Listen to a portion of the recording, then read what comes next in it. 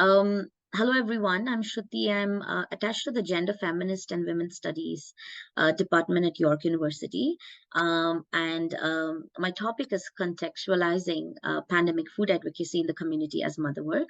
The research is supported by Cheuk Doctoral Fellowship.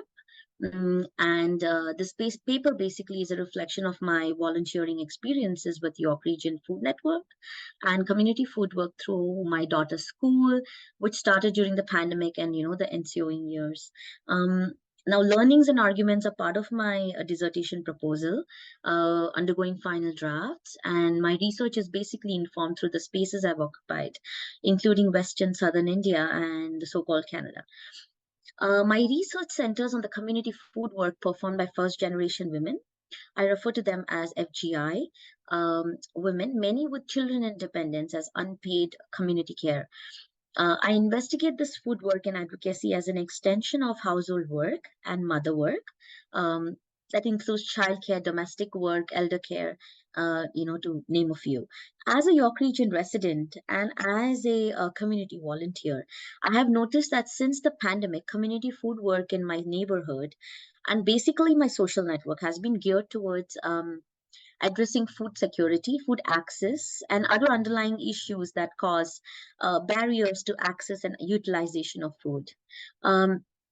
Now, while research on food security often highlights household food work as a part of mother work, there's limited focus on food work as seen as activism, community advocacy, and basically an action of mother work in the spatial side of a community.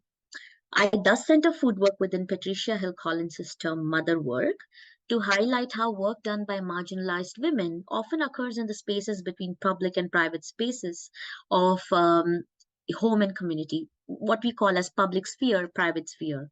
Now, Hill Collins establishes a shared connection between slavery, genocide, and subsequent exclusionary immigrant policies faced by Black, Indigenous, and other racialized communities. She argues how racial domination and economic situations differentiates motherhood experiences of Black, Indigenous, and other women of color when compared with race and class privileged women. Sharing motherwork scholarship of Black feminists like Angela Davis, Evelyn Nakano, Asian American sociologist, Marilu Avieta, a Native American poet, and Hispanic essayist Gloria Anzaldúa, Hill Collins gives examples of different definitions of mother work. These theories of mother work, Hill Collins argues, cuts across public and private spheres of reproductive labor, which is why there cannot be an overarching definition of motherhood. Additionally, I include the collective nature of food work, which has been a reality in my family, my own experiences of community activism for the safety and well-being of my neighborhood. So to me, as an immigrant woman, food work to be a collective activity, it is important to develop collaborative relationships with other food workers, where I can exchange and receive food knowledge, experiences, which would otherwise not be available for me. I use the term mother work to draw upon this collective nature of household and community care that centers on marginalized standpoints, challenging the colonial individualized nature of depicting motherhood. This includes theorizing historically marginalized forms of mother work, where Black, Indigenous, and other racialized populations raised children, maintained community amidst hostile state policies, poverty, racism, and other socioeconomic exclusions. To understand community as a side of FGI women's work, I apply Foucault's concept of biopower, Bambe's necropolitics. I read it together with the feminist concepts of social reproduction and intersectionality. And interlacing these concepts help me understand FGI women and other marginalized food workers in the community beyond like a universal homogeneous category. And it helps me particularize their food work and advocacy within the politics of settler colonialism, neoliberalism. While for my dissertation, I delve into the concepts of biopower, necropolitics, social reproduction, and intersectionality to propose how they particularize food advocacy. Here, due to the paucity of time, my focus largely is on social reproduction, food work, and advocacy. Um, Moving on to social reproduction, food work, and advocacy, I understand it as a concept in feminist thought used to theorize biological reproduction, unpaid care provided by women performing mother work, including food work on an everyday basis and generationally. Women's social reproductive activities are unpaid and they ensure the everyday running of economy and society. However, there is often an assumption that unpaid social reproduction, including food work, happens only within the privacy of the household. This is not a universal reality. For instance, the social reproduction work of Black, Indigenous, and other racialized communities are often invisible because this work does not fit in the traditionally defined spheres of private and public spaces. Black and Indigenous feminists question white liberal feminists' preoccupation with social reproduction within the private households. They highlight concepts such as community mothering, other mothers, and women centered networks, thereby extending the notion of mother work not just biologically but outside the household.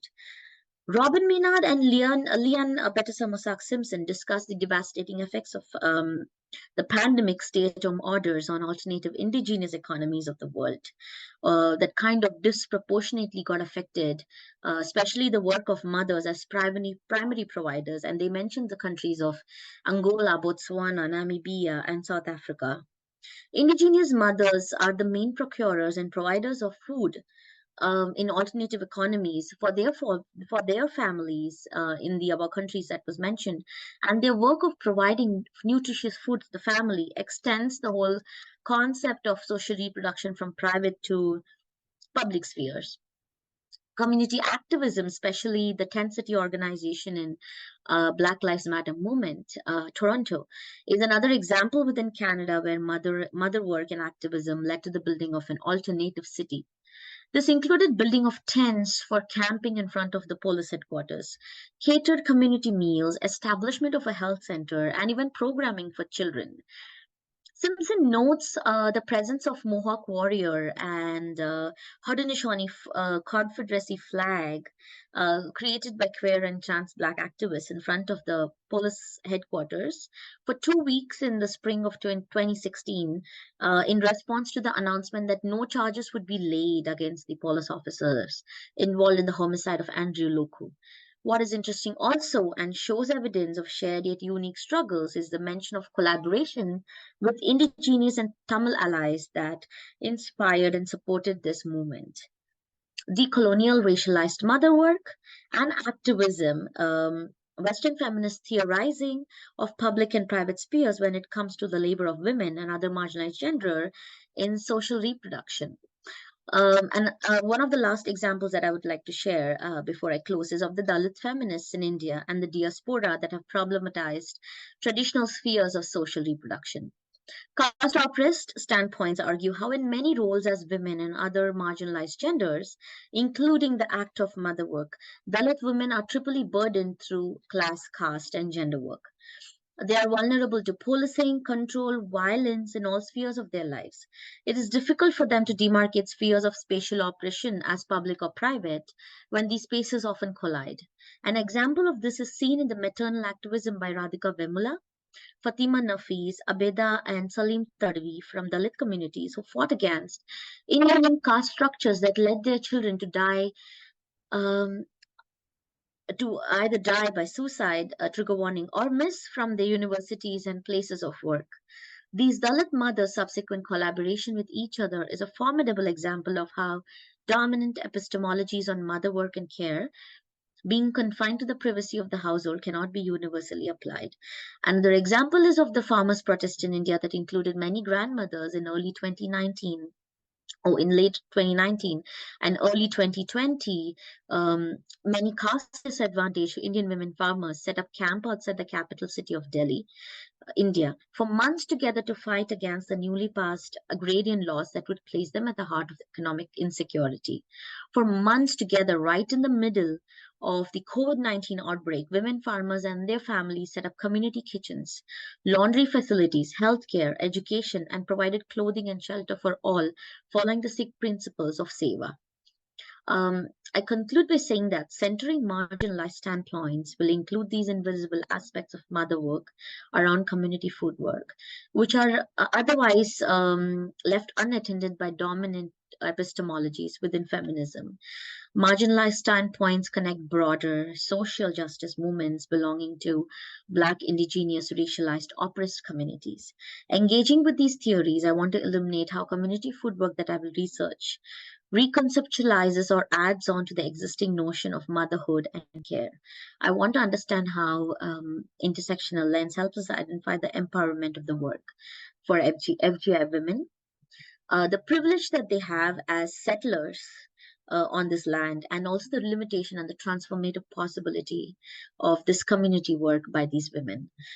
This will help me also uncover my research, and it could contribute to existing theoretical debates when we read about community food advocacy as mother work. Thank you so much.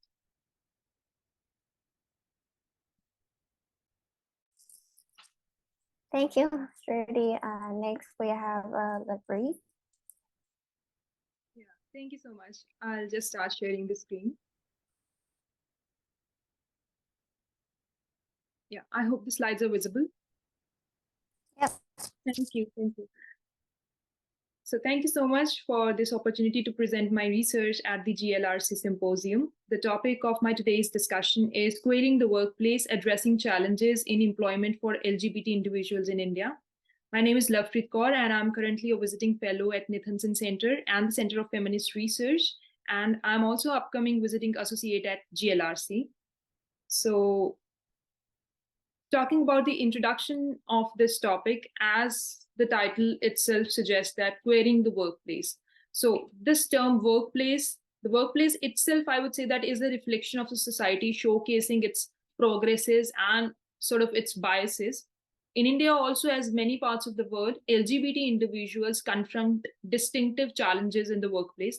So this research that I'm currently doing is exploring the challenges faced by LGBT individuals in Indian workplace, analyzing the impacts of legal framework, workplace policies, and moreover the intersectionality. So while India's landscape had made progress, issues like marriage, equality, and discrimination laws, it still persists, as discussed by Banerjee's writing in 2012. So this workplace policy can inadvertently reinforces power imbalances. So this study also investigates the strategies used by LGBT individuals to navigate through the workplace challenges such as harassment, unequal treatment, limited career advancement opportunity, and a lack of inclusive policies. So these challenges are compounded by intersecting identities, as mentioned by Lakhan Pali's article in 2017. So my research aims to bridge the gap between academia and practical change, informing policymakers, employers, and advocacy groups to promote diversity, equity, and respect for LGBT individuals in the Indian labor market. So having this sort of background in mind, I have drafted these 4 research questions for this research. So number 1 is, how do existing legal framework and workplace policies in India impact LGBT employees' experiences considering intersectionality? The second is, how do LGBT individuals in India navigate their identities in the workplace, and how does this intersect with the discrimination and inequality? Thirdly, what are the specific challenges and barriers faced by LGBT employees in India, including the workplace harassment, unequal treatment, limited career advancement, and the absence of inclusive policy, and how do these challenges intersect with their multiple identities? And lastly, how can this research bridge the gap between academic analysis and practical implementation to promote diversity, equity, and respect for LGBT employees in the Indian labor market? So now moving on to answering my first research question, that is related to legal framework and workplace policies. So talking about the legal, or I would say the existing legal framework in India. So the India's legal landscape concerning LGBT rights, it has undergone significant shifts. With the landmark decriminalization of homosexuality in the year 2018 in the judgment of Navtej Singh Johar versus Union of India, this sort of legal transformation, it was a monumental step forward towards, or I would say in recognizing the rights and dignity of LGBT individuals. Nevertheless, several unresolved legal issues, they continue to shape the experiences of LGBT employees. And one of such issue is the workplace policies. So regarding workplace policy, as discussed by Calvert in an article in 2020, this absence of formal guidance leaves LGBT employees vulnerable to discriminatory practices and foster a climate of uncertainty. So without these policies, employees may feel reluctant to disclose their sexual orientation or gender identity, fearing the repercussions. So for instance, policies that presume a binary understanding of a gender may fail to accommodate non-binary or transgender employees, creating an environment where their identities are invalidated. So in contrast, Bora's article written in 2015 mentioned that inclusive workplace policies, they have the potential to challenge these norms and promote a more equitable and respectful work environment. So these policies can explicitly protect LGBT employees from discrimination, harassment, and biases. They can also extend the benefits such as health coverage to their employees, recognizing the importance of equitable treatment. So now moving on to the next research question, that is question 2, which is related to navigating identities. So what is this term navigating identity means, and exploring how LGBT individuals in India, they navigate their identities at work. So LGBT individuals in India often find themselves at a crossroad when it comes to revealing their sexual orientation or gender identity in the workplace. Recently, Suchitra's writing in 2023 discussed that selective discourses is a common strategy that is being employed by LGBT employees. So this approach involves carefully choosing whom to disclose their sexual orientation or gender identity, it often relying on the assessment of trustworthiness and tolerance. So what comes under those? Close friends and trusted colleagues, they may be privy to this information while others are kept in dark. So the another tactic is used is the gender neutral language and pronouns to navigate workplace interactions. So this sort of linguistic adaptation, it allows LGBT individuals to maintain a degree of privacy and avoid potential discrimination. It somehow enables them to interact with their co-workers without the necessity of revealing their identities explicitly. Furthermore, seeking out supportive allies within the workplace is also a valuable strategy. So these allies can be individuals who are known to be inclusive, empathetic, as well as understanding of LGBT issues. So aligning with such colleagues can also prove a sense of security and even the emotional support, reducing the isolation and anxiety that comes with one hiding one's identity. Now moving on to discrimination and inequality. So despite all these coping mechanisms and strategies being employed, discrimination remains a pervasive issue for many LGBT individuals in Indian workplaces. So discrimination, it can manifest in various forms as discussed by Ming in an article in 2021. It includes subtle microaggression, include overt harassment and exclusion from workplace activities or networks. So for instance, a transgender woman of color may face discrimination not only because of her gender identity, but also due to the racial bias. So these intersecting identities create a unique set of challenge and vulnerabilities, amplifying the impact of discrimination. Inequality in promotion, pay, and job security is another consequence of discrimination against LGBT individuals. So now talking about the next research question, the third research question, that is challenges and barriers. So where we explore specific challenge and barriers faced by LGBT employees in India. So the first is, I'd like to point out, is the workplace harassment. So as pointed out by Banerjee's writing in 2012, derogatory slurs, offensive jokes, and hostile comments about one's sexual orientation or gender identity, it can create a sort of hostile working environment. Intersectionality further compounds the issue of harassment. Individuals who belong to marginalized group, being both called belonging to LGBT and a member of a lower caste, they may feel heightened prejudice. So this sort of intersection of identities can result in double burden of discrimination, with individual experiences discrimination both on their sexual orientation or gender identity and their caste, race, religion, or even the disability status. Next coming is the unequal treatment. So discrimination against LGBT individual often translates into unequal treatment within the workplace.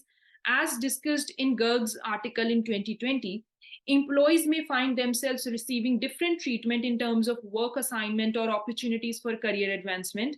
For instance, LGBT individuals might be assigned less critical project or to be excluded from high-profile assignments solely due to their identity. Now, moving on to the limited career advancement. So, career advancement opportunities are often limited to LGBT employees in India. Shahini's writing in 2018 discussed that when workplaces culture do not actively promote diversity and inclusion, LGBT employees may struggle to assess the same opportunity for skill development, mentorship, and networking as their non-LGBT counterparts. So they may be overlooked for leadership positions regardless of their qualification and contribution. So sort of lack of representation in leadership role, it perpetuates the cycle of inequality as it deprives the workplace of diverse perspectives and reinforces the marginalization of LGBT individuals. Now, finally, talking about the last research question, that is a sort of recommendation thing that talks about bridging the gap and explores how a research can bridge the gap between academic analysis and the practical implications. So one of the way, or I would say one of the fundamental way in which research can drive a change is through policy recommendation. So advocating for a comprehensive anti-discrimination laws protecting the LGBT individuals in workplace is very much crucial or a need of an hour.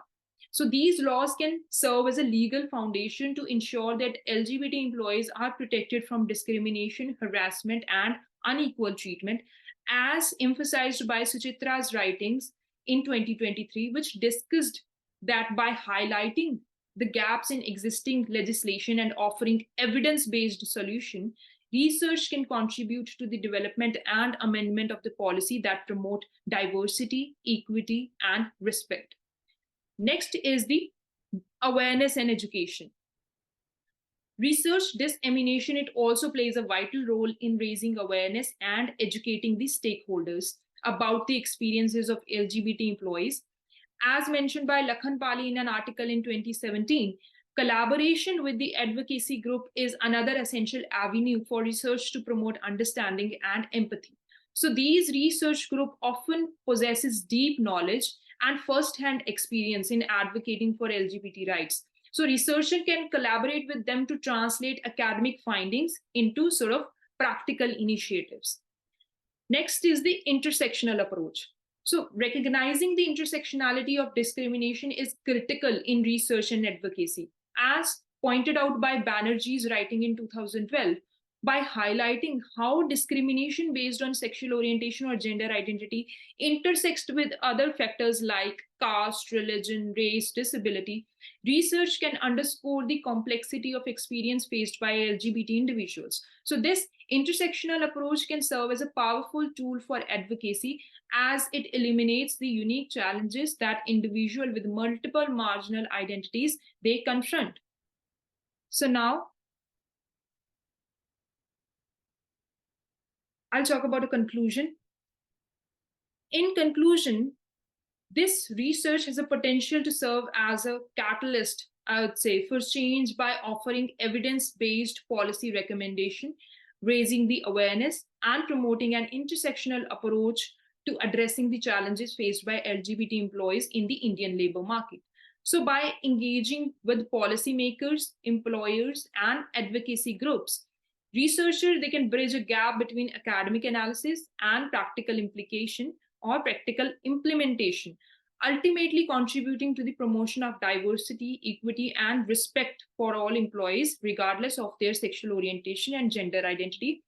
So hence, I'd like to conclude by saying that it is crucial to transform attitudes and nurture enhanced acceptance of LGBT individuals across the nation, not limited to urban areas. With the decriminalization of homosexuality and the growing awareness and sensitivity to the LGBT concern in India, the movement is gaining momentum. While the enactment of legislation by Parliament is undeniably a positive step, it alone cannot significantly improve the lives of LGBT Indians. Real progress necessitates a challenging journey in ending deep rooted biases against non heteronormative sexual orientations and other gender identities. So, this effort is essential to secure true acceptance of LGBT community in workplace throughout India. Thank you so much.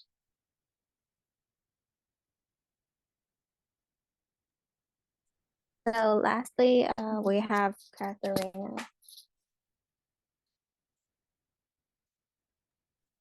Okay, so I will share my screen.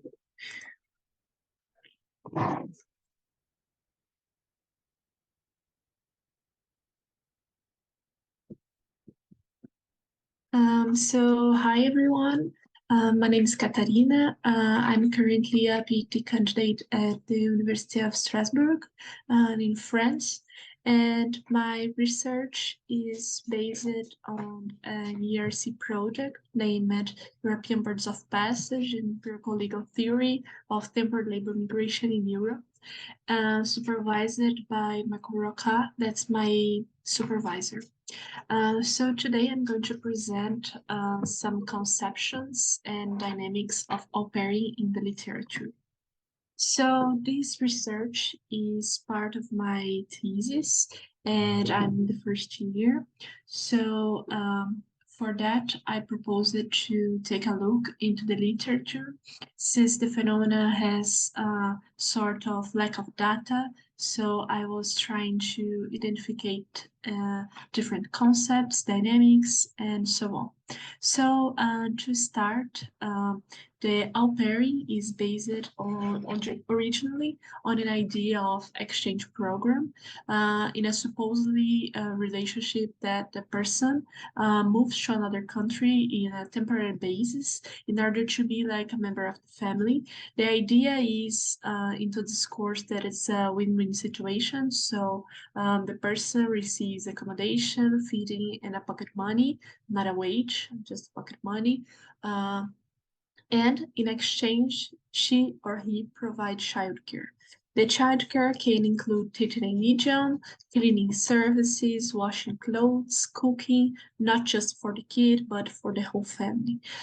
It's interesting to note that in instruments, all the childcare and the idea of care and domestic work involved is developed using concepts like lies housework or family duties, so always trying to avoid naming it as a work. The EU legal framework for the phenomena is based mainly on the European Agreement of Au Pair Placement that's prior to the EU. In this agreement, we have the definition that the au pair is the person that belongs neither to the student category or the worker category. So it's a special category that's in the middle, so none of them. More recently, we have the Directive 801, that's also known as the Researchers Directive. This directive is applied to researchers, students, au pairs, and also does not use the terminology work. So for that directive, in the scope of the European Union, the au pair means a third country national who is admitted to the territory of the member state to be temporarily received by a family in order to improve his or her language skills and knowledge of the member state concerned in exchange for light housework and taking care of the child. So we can see that both the instruments avoid naming it as domestic work or employment relationship and so on. It's interesting to note that prior to the European Agreement, we have discussions that resulted in one motion for the recommendation of au pair employment in 1964, the inclusion of the living and working conditions of au pair girls, preparation for a convention for the Committee of Ministers in 1966, the intergovernmental work on this program in 65, the adoption of recommendation with draft rules for au pair employment in 66, and the preparation of draft convention in 67 that led to the agreement in 69. So it's interesting that the employment word was present both in 1964, the motion of 1964, and also the recommendation of 1966. However, it's not present in the European Agreement or nowadays in the directive. I said nowadays, but the European Agreement keeps in force, remain force. Currently is it has been ratified by 6 countries and has 13 signatures. It was announced just for Luxembourg. Okay. So the goal and the methods. The goal of the research, this ongoing research, is to investigate the conceptions and dynamics of au pair presented in the literature. For that, I performed a systematic literature review based on the protocol of systematic document analysis of the project that I'm currently involved. So this systematic literature review is based in some steps. So the first, that's the step 0 in order to start the research, is design. So it comprises the definition of the goal, the research questions, and also the methodology that we want to employ. The first official step, if I can say in that sense, is the search protocol. So first, into this research, I defined the databases. So I investigated into the databases that I hired by my university in the library. To develop an interdisciplinary work, I select disciplines law, political sciences, and social sciences, and the library presented the databases that were hired for each area. So I identified the common databases for journal papers, book chapters, and ebooks. So I selected the common database of them that resulted in 11. I tested the keywords in quoting marks, au pair with a little star in order to achieve the variations like au pairing, au pairs, and so on in the common databases without any temporal term, including just the content that I could access with my university login, and with the keyword, the full text, not just the title.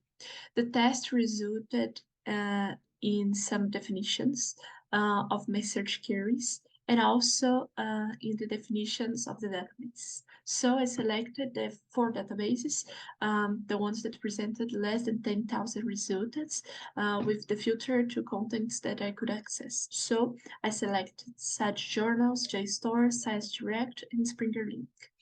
For that, I also defined the search queries that I would use in not just in the exploratory research, but in the in the official research, if I can say that sense. So I used au pair again in quoting marks with the star in the full text.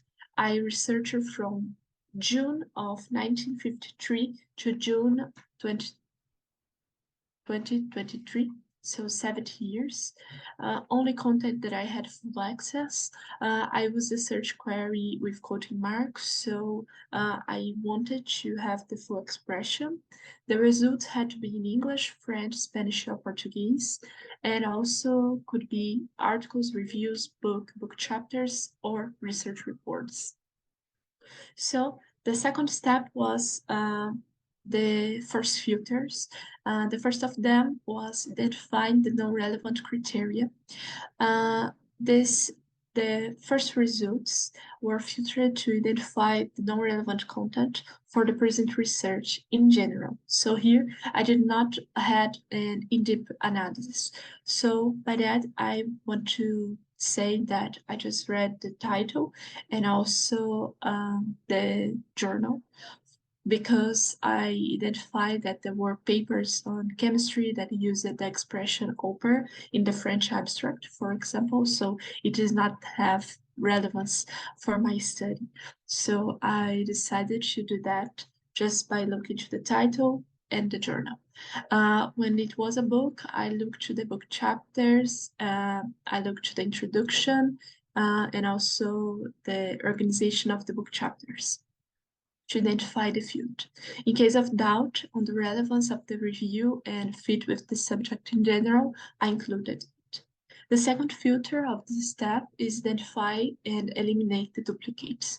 So I defined the hypothesis of duplication, for example, when there was, when the same author published it, but in different journals and even if it's in the same year, even if it's from the same sample or the same data collection. So I want to include that, and I also defined that in my memo.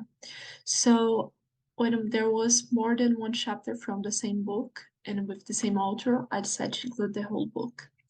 This next step was the relevance criteria, for which I refined by relevance, and here I refined guided by the thematic pertinence, so with in-depth analysis.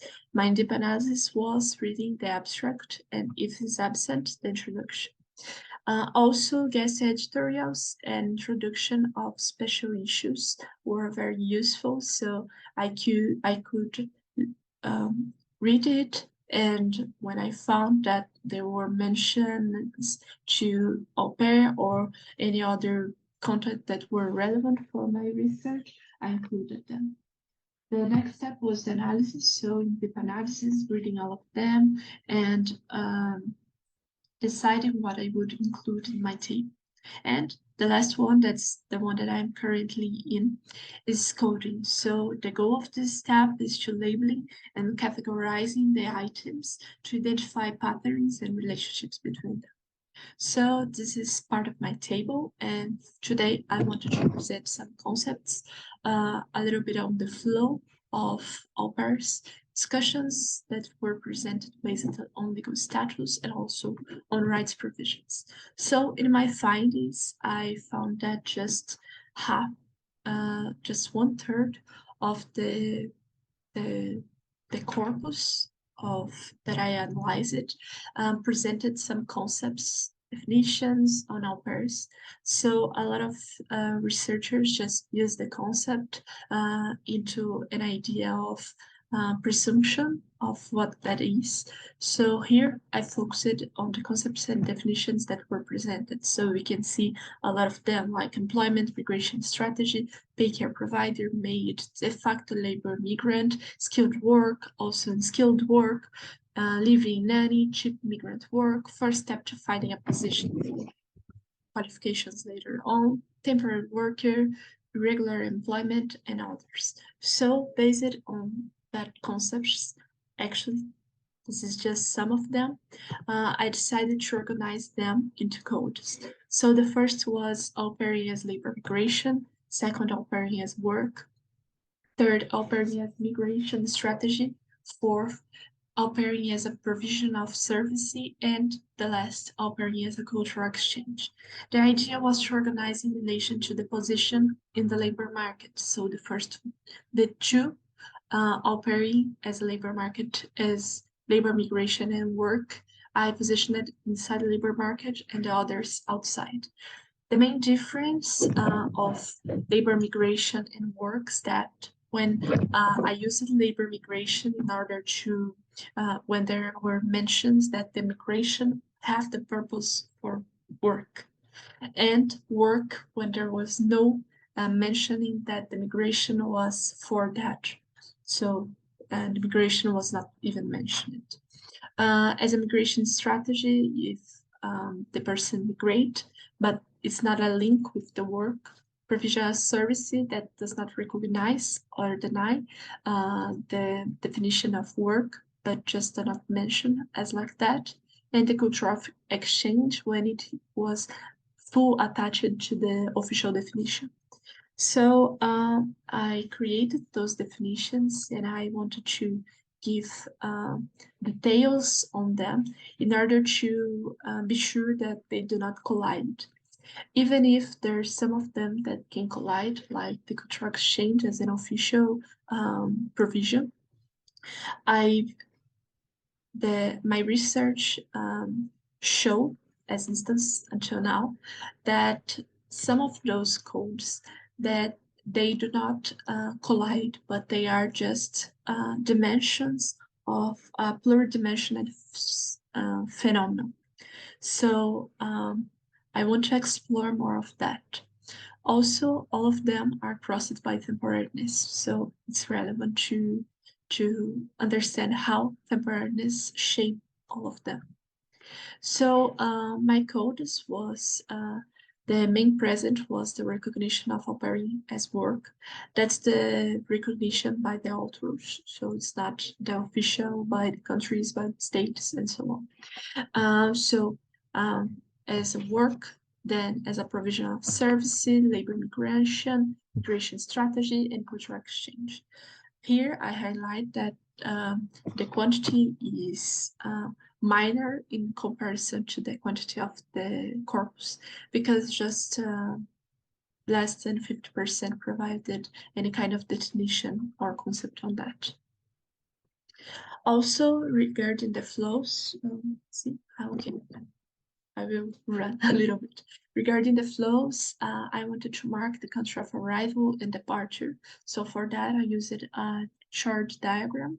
And the idea is to highlight from where people or departure from au pairs and where they arrive. Here we can see that there is a lack of color, and those countries, they are mainly countries of arrival. Where there's no indication of the country is that they just provided information on the arrival but not on departure. So we can see the relevance. Philippines as a center country, also Germany, Ukraine, Slovakia, Poland, Spain. So the phenomena has the relevance when we talk about migrations from south to north, but also north from different parts of Europe, for instance. The discussions on legal status were mainly focused on two aspects. The first one is that the phenomena, the country recognizes au pairing as an exchange or as a tourist visitor, or as a non-worker. So mainly some rights are denied based on that. In the research, in the literature review, I didn't find some discussions on countries that define au pairs as domestic workers, just like Ireland or Switzerland. So I'm questioning why they do not figure in research, because sometimes we have the assumption that just because it's regulated means that the rights are recognized and people are enjoying those rights, and they are regularly framed on that. But it's not like a rule. Things can happen, rights cannot be enforced, so it's interesting to also understand different contexts.